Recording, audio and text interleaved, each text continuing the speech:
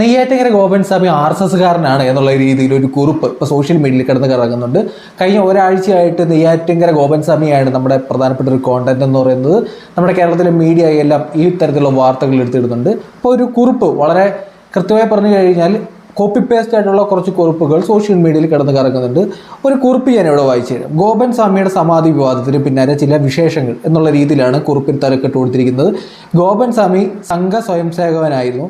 90-91 കാലഘട്ടങ്ങളിൽ ഒരു പ്രത്യേക മതവിഭാഗവുമായുള്ള ആറാലുംമുട്ട് സംഘർഷത്തിൽ രണ്ടാം പ്രതിയായിരുന്നു. അതിൻ്റെ ചുരുക്ക് ഇന്നും അവർക്കുണ്ട്. അതിന് ഈ വിവാദങ്ങൾക്കിടയിൽ പ്രത്യക്ഷത്തിൽ തന്നെ പ്രകടമായിരുന്നു.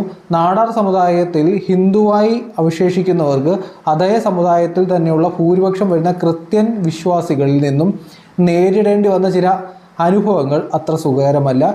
ഈ വിവാദങ്ങൾക്കിടയിൽ അതും പ്രതിഫലിച്ചിട്ടുണ്ട്. സ്വാമി നിർമ്മിച്ച ക്ഷേത്രം പലർക്കും കല്ലുകടിയായിരുന്നു. അവിടെ ഒരു റോഡ് വെട്ടിയതുമായി ബന്ധപ്പെട്ട് പ്രശ്നങ്ങളുമുണ്ട്. അത്തരം പ്രാദേശിക വിഷയങ്ങൾ ഈ വിഷയത്തെ വിവാദമാക്കി തീർക്കുന്നതിലും പ്രധാന ഇന്ധനമായി പ്രവർത്തിച്ചിട്ടുണ്ട്.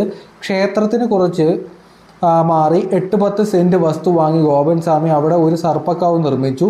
ഈ കാവിന് പരിസരത്തായി കുറേ വയലുകളുണ്ട്. അത് മണ്ണിട്ട് നികത്തി വിൽക്കാൻ പദ്ധതി ഇട്ടിരുന്നവർക്ക് ഈ സർപ്പക്കാവിൻ്റെ വരവ് തലവേദനയുണ്ടാക്കി. കാരണം സർപ്പക്കാവിൻ്റെ അടുത്തുള്ള ഭൂമി വീട് വെക്കാനായി അത്ര പെട്ടെന്ന് ആരും വാങ്ങില്ലല്ലോ. ഇങ്ങനെ ഗോപൻസ്വാമിക്ക് പല വിധത്തിൽ ശത്രുക്കളുണ്ടായിരുന്നു. സമയവും സാഹചര്യവും ഒത്തുവന്നപ്പോൾ എല്ലാവരും ഒറ്റക്കെട്ടായി. മാധ്യമങ്ങളിൽ പല നാട്ടുകാരും ആവർത്തിച്ച് പറയുന്ന ഒരു കാര്യമാണ് ഗോപൻസ്വാമി കൂലിപ്പണിക്കാരനായിരുന്നു എന്നത്. അപ്പോൾ ഗോപൻസ്വാമി കൂലിപ്പണിക്കാരനായിരുന്നു എന്നുള്ള രീതിയിലുള്ള സ്റ്റേറ്റ്മെൻ്റ് ഒക്കെ വന്നിട്ടുണ്ടായിരുന്നു. അതേ ഗോപൻസ്വാമി സംഘപരിവാറിലെ തൊഴിലാളി സംഘടനയായ BMS സംഘവും ഭാരവാഹിയുമായിരുന്നു. കൂലിപ്പണിക്കാരന് സ്വാമിയാകാൻ പറ്റുമോ എന്ന ചോദ്യം പ്രസക്തമാണ്, സമ്മതിച്ചു. ഒരു ഉദാഹരണം പറയാം. തിരുവനന്തപുരം സെക്രട്ടേറിയറ്റ് പണി നടക്കുന്ന കാലത്ത് കൂലിപ്പണിക്കാരെ ആവശ്യമുണ്ടെന്നറിയിച്ച് ചട്ടപ്പസ്വാമി രാമൻപിള്ള ആശാൻ്റെ അടുക്കലുള്ള പഠിത്തം മതിയാക്കി മേസ്തരിയുടെ കയ്യാളായി പണിക്ക് ചേർന്നു. പിന്നീട് കൂലിപ്പണി ഉപേക്ഷിച്ച് സഹോദരന തുല്യനായ കൃഷ്ണപിള്ളയുടെ കീഴിൽ ആധാരമെഴുത്തിൽ പരിശീലനം നേടി. നെയ്യാറ്റിൻകരയിലും ഭൂതപ്പാണ്ടിയിലും ആധാരമെഴുത്തുകാരനായി അല്പകാലം കഴിഞ്ഞു. ഇതിനിടയിൽ സെക്രട്ടേറിയറ്റിൽ ഒരു കണക്കപ്പിള്ളയെ താൽക്കാലിക ജോലി കിട്ടി. വിക്രമൻ തമ്പി എന്ന് പറയുന്ന മേലുദ്യോഗസ്ഥനുമായി പിണങ്ങി വൈകാതെ അവിടെ നിന്നും പിരിയേണ്ടി വന്നു. ചട്ടമ്പി സ്വാമിയുടെ ഇത്രയും ചരിത്രം പറഞ്ഞ എന്തിനാണെന്ന് വെച്ചാൽ ഒരു കൂലിപ്പണിക്കാരനും സ്വാമിയാകാം എന്ന് സൂചിപ്പിക്കാനാണ്. നെയ്യാറ്റിൻകര ഗോപൻ എന്ന സിനിമാ കഥാപാത്രത്തിൻ്റെ പേര് ഗോപൻസ്വാമിക്ക് വിശേഷണമായി അവതരിപ്പിച്ചത് അദ്ദേഹത്തെ കോമാളിയാക്കാൻ വേണ്ടി തന്നെയാണ്. ആറാലുമൂടുകാരനെ നെയ്യാറ്റിൻകരക്കാരനാക്കിയ മാധ്യമ ബുദ്ധിയുടെ രഹസ്യവും ഇതാണ്. നെയ്യാറ്റിൻകരയും ആറാലുമൂടും തമ്മിൽ 4 കിലോമീറ്റർ ദൂരമേ ഉള്ളൂ.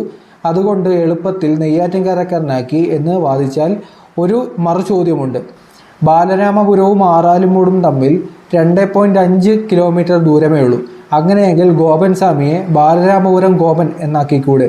ഒറ്റ കാര്യമേ പറയാനുള്ളൂ. തെക്കൻ തിരുവിതാംകൂർ നാടാർ സമുദായത്തിലെ ഭൂരിപക്ഷം പേരും മതപരിവർത്തനം ചെയ്യപ്പെട്ട് ക്രിസ്ത്യാനികളായി മാറിക്കഴിഞ്ഞു. അവശേഷിക്കുന്ന വളരെ കുറച്ച് ശതമാനം നാടാർ ഹിന്ദുക്കൾക്കിടയിൽ അപഹർഷതാബോധം ജനിപ്പിക്കാൻ വേണ്ടി ഏതെല്ലാം കാലത്ത് എന്തൊക്കെ ചെയ്യാൻ പറ്റുമോ അതെല്ലാം ഇവിടുത്തെ മതപരിവർത്തന ലോബികളും മാധ്യമ വ്യഭിചാരികളും ചെയ്തു വന്നിട്ടുണ്ട്. അക്കൂട്ടത്തിൽ അവസരമൊത്താണ് സമാധി വിവാദം. നിയമപരമായ കാരണങ്ങൾ ആധുനികവാദവും ഒക്കെ ഉയർത്തിപ്പിടിച്ച് ആ കുടുംബത്തെ തള്ളിപ്പറയാൻ പൊതുസമൂഹത്തിന് അവകാശമുണ്ട്, അതിനെ കുറ്റം പറയുന്നില്ല എന്നുള്ള രീതിയിലൊക്കെയാണ് എഴുതിയിരിക്കുന്നത്. അപ്പം ഇതിനകത്തുനിന്നും മനസ്സിലാക്കുന്നത് ഇതൊരു കോപ്പി പേസ്റ്റ് കുറേ ആൾക്കാരും ഇത് എടുത്ത് പോസ്റ്റ് ചെയ്യുന്നുണ്ട്. ഇതിൽ നിന്ന് നമുക്ക് മനസ്സിലാവുന്നത് ഈ നെയ്യാറ്റിൻകര ഗോപൻസ്വാമി ഒരു RSSകാരനായിരുന്നു. BMSൻ്റെ തൊഴിലാളി വർഗ വിഭാഗത്തിൽപ്പെടുന്ന പ്രവർത്തിച്ചുകൊണ്ടിരുന്ന ആളാണ് എന്നുള്ള രീതിയിലൊക്കെ പറയുന്നുണ്ട്. അതൊക്കെ പുള്ളിക്കാരൻ്റെ രാഷ്ട്രീയം, അതൊക്കെ ശരിയാണ്. പക്ഷേ ഇവിടുത്തെ പ്രശ്നം എന്താണെന്ന് വെച്ചാൽ ലാസ്റ്റത്തെ നിങ്ങൾ പറഞ്ഞ വരിയിൽ തന്നെ കാര്യങ്ങളുണ്ട്. നിയമപരമായ കാരണങ്ങളും ആധുനികവാദവും ഒക്കെ ഉയർത്തിപ്പിടിച്ച് ആ കുടുംബത്തെ തള്ളിപ്പറയാൻ പൊതുസമൂഹത്തിന് അവകാശമുണ്ടെന്നുള്ളതാണ്. അത് തന്നെയാണ് ഇവിടുത്തെ പ്രശ്നം. ഒരാൾ മരിക്കുമ്പോൾ ഇത് സ്റ്റേറ്റ് അറിയണം, അല്ലെങ്കിൽ ഡെത്ത് സർട്ടിഫിക്കറ്റൊക്കെ എടുത്തു വെക്കണം. ഇതൊന്നുമില്ല. അതൊരു കോൺക്രീറ്റിനകത്തിട്ട് മൂടുകയും അതുമായി ബന്ധപ്പെട്ട ആരോപണം വരാൻ നേരത്ത് ഈ ആരോപണം ഉന്നയിക്കുന്ന ആൾ മുസ്ലിമാണ്, അല്ലെങ്കിൽ മുസ്ലിംസിനാണ് ഈ പ്രശ്നം എന്നൊക്കെ പറഞ്ഞ് ഇതിനെ വളച്ചൊടിക്കുന്നതിനകത്താണ് പ്രശ്നം വരുന്നത്. ഇപ്പം അയൽപക്കത്തുള്ള ആൾക്കാർക്ക് പ്രശ്നം ഉണ്ടെന്നുണ്ടെങ്കിൽ കംപ്ലൈൻറ്റ് കൊടുക്കും.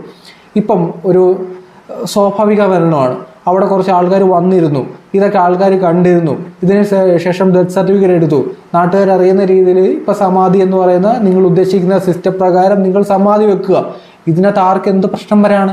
ഒരു ദിവസം ഒരാൾ പുള്ളിക്ക് നടക്കാൻ വയ്യായിരുന്നു എന്ന് പറയുന്നു, നടക്കാൻ പറ്റുമെന്ന് പറയുന്നു, പിന്നെ വീട്ടുകാർ ബഹളം വെക്കുന്നു, വീട്ടുകാരുമായി ബന്ധപ്പെട്ട് പലതരത്തിലുള്ള പ്രശ്നങ്ങൾ വരുന്നു. വരാൻ നേരത്തെ നിങ്ങൾ ബാക്കിയുള്ള ആൾക്കാരെ മതത്തിൻ്റെ പേരിൽ അല്ലെങ്കിൽ ഈ ജാതിയുടെ പേരിലൊന്നും തള്ളിപ്പറഞ്ഞിട്ട് കാര്യമില്ല. ഇന്നത്തെ കാലത്ത് നമ്മൾ ജീവിക്കുമ്പോൾ ഈ കാലത്തിനനുസരിച്ച് ഇന്ന് എന്താണ് നമ്മുടെ സ്റ്റേറ്റ് അറിഞ്ഞിരിക്കണം. ഒരാൾ മരിച്ചാൽ അത് അറിഞ്ഞിരിക്കണം. അപ്പം നാളെ ഇതുപോലെ തന്നെ കുറച്ച് ആൾക്കാർ വന്നിട്ട് ഒരാളെ ശ്വാസം മുട്ടിച്ചു കൊന്നിട്ട് സമാധിയാക്കി വെച്ചു എന്നൊക്കെ പറഞ്ഞാൽ മതിയോ? അങ്ങനൊന്നും പറ്റത്തില്ല. നമ്മൾ ജീവിക്കുന്നത് കേരളത്തിൽ അല്ലെങ്കിൽ ഈ രാജ്യത്ത് ജീവിക്കുമ്പോൾ ഈ രാജ്യത്തെ നിയമം അനുസരിച്ച് തന്നെ ജീവിക്കേണ്ടതായിട്ടുണ്ട്. ഈ ഗോവിന്ദസ്വാമിയുടെ മോൻ തന്നെ ഈ മുസ്ലിം കമ്മ്യൂണിറ്റിപ്പെടുന്ന ആൾക്കാരെയൊക്കെ ആക്ഷേപിക്കുന്നുണ്ട്, ഇവരാണ് ഈ പ്രശ്നം ഉണ്ടാക്കുന്നതെന്നൊക്കെ പറയുന്നുണ്ട്. ഇത് കണ്ടുകൊണ്ടിരിക്കുന്ന എല്ലാവർക്കും പ്രശ്നം തോന്നുന്നുണ്ട്. ഇത് നിങ്ങൾക്ക് മനസ്സിലാവാതെ നിങ്ങളുടെ അമിത ഭക്തി കാരണമാണ്. അപ്പം ഗോവിന്ദസ്വാമി RSSകാരനോ അല്ലെങ്കിൽ BMSകാരനോ ആരും ആയിക്കോട്ടെ, എന്തും ആയിക്കോട്ടെ, പുള്ളിക്കാരൻ ഇപ്പോൾ ഭക്തിയുമായി ബന്ധപ്പെട്ട് പോയിക്കോട്ടെ. ഇതിനകത്തൊരു കാര്യം എന്താണെന്ന് വെച്ചാൽ എനിക്ക് മനസ്സിലായിട്ടുള്ളത് ഞാൻ പറയാം. ഇപ്പോൾ ഈ വലിയ വിവാദം ഉണ്ടായി. ഇന്ന് കേരളത്തിൽ ഒരാൾക്ക് പോലും ആറാട്ട് ഗോവിന്ദസ്വാമിയെ അറിയാത്ത ആൾക്കാരും നമ്മുടെ കേരളത്തിലില്ല. എല്ലാവർക്കും അറിയുന്നുണ്ട്, ട്രോളായിട്ടോ അല്ലാതെ എല്ലാം വാർത്ത വരുന്നുണ്ട്. ഇനിയിപ്പം ഈ സമാധിയുമായി ബന്ധപ്പെട്ട് കുറേ ആൾക്കാർ വരുന്നുണ്ട്. ഇന്നലെയൊക്കെ അവിടെ ഞാൻ അതുമായി ബന്ധപ്പെട്ടൊരു വീഡിയോ ഉണ്ട്, വലിയൊരു സമാധിയൊക്കെ ഒരുക്കുന്നുണ്ട്. ഇത് നാളെ ഒരു വലിയ ആശ്രമമായി മാറും. നോക്കിക്കോ, എഴുതി വെച്ചോ. ഇവിടെ നിരവധി തീർത്ഥാടകർ വരും, ഇതൊരു വലിയ ആശ്രമമായി മാറും, ഇതൊരു വലിയ വരുമാന കേന്ദ്രമായി മാറും എന്ന കാര്യത്തിൽ എനിക്കൊരു സംശയമില്ല. ഇപ്പം ഈ മോഹൻ ഭഗത് എന്ന് പറയുന്ന RSSന്റെ ചീഫ് ഇപ്പോൾ കേരളത്തിൽ വന്നിട്ടുണ്ട്. ഇനി പുള്ളിക്കാരന് ഇവിടെ പോവോ ഇല്ലയോ എന്ന് എനിക്കറിയില്ല. അപ്പോൾ എന്തായാലും കേരളത്തിലുണ്ട്. ഗോവിന്ദസ്വാമിയുടെ ഒക്കെ ആശ്രമം സന്ദർശിക്കുന്ന രീതിയിലേക്ക് ഒരു മുൻ RSSകാരനൊക്കെ ആണല്ലോ. അവിടെ എത്തിക്കഴിഞ്ഞാൽ ഇതിൻ്റെ റേഞ്ച് പിന്നെയും മാറും. ഇതിൻ്റെ വിഷ്വൽസൊക്കെ വരാൻ നേരത്ത് കേരളത്തിലൊരു സ്വാമിയുടെ സമാധി, ഇവിടെ കുറേ ആൾക്കാരത് സമ്മതിക്കുന്നില്ല എന്നൊക്കെ പറഞ്ഞാൽ പോരെ. അപ്പോൾ ഇത് നമ്മൾ ഈ കാലഘട്ടങ്ങളിൽ ജീവിക്കാൻ നേരത്ത് ആ കാലഘട്ടത്തിൻ്റെ നിയമം അനുസരിച്ച് ജീവിക്കുക.